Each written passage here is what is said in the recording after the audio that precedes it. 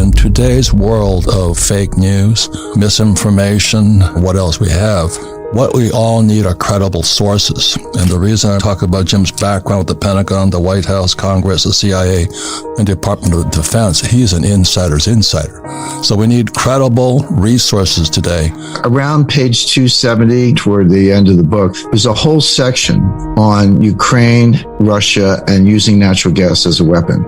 Now, this wasn't 2014 when they took Crimea, or 2020 when the invasion was being prepared, or 2022 when it broke out. This was 2011. I was saying this is going to be used as a weapon, and here it comes. So it's kind of interesting that the war was completely unnecessary. Now you say you saw it coming 10 years away. You've always sounded the drum, like the dum, dum, dum, dum. You've been warning everybody, warning everybody, warning everybody. But in the last, I would say, year, your pounding has gotten louder. The message is similar, but your warnings are more dire, louder, more direct. So that's what we want to talk to you about today, is how dire are we? Where are we today? What is happening? Yep.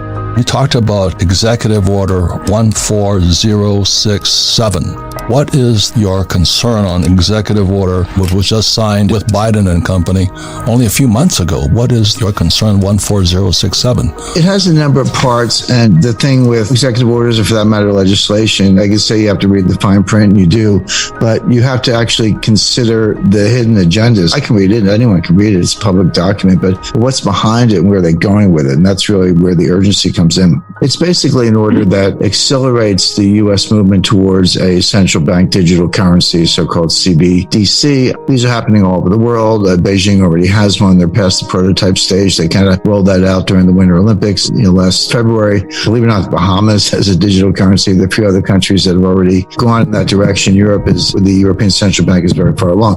The U.S. and the Federal Reserve, because they print the currency, they understood the importance of it. They were watching it, but they were kind of taking their time, like, hey, we're the biggest payment currency, biggest reserve currency in the world, which the dollar is, and we don't want to race into something if it's not thought out. And they were doing a kind of a joint venture R&D program with MIT. Okay, and they got some experts there, so that seems to make sense. But all of a sudden, they accelerated it, and they said, no, we got to move fast on this, and we got to catch up. And that's what 14067 was about. But that's kind of what you could get from reading. But what's the hidden agenda? Well, first of all, just a little bit of background on central bank digital currencies.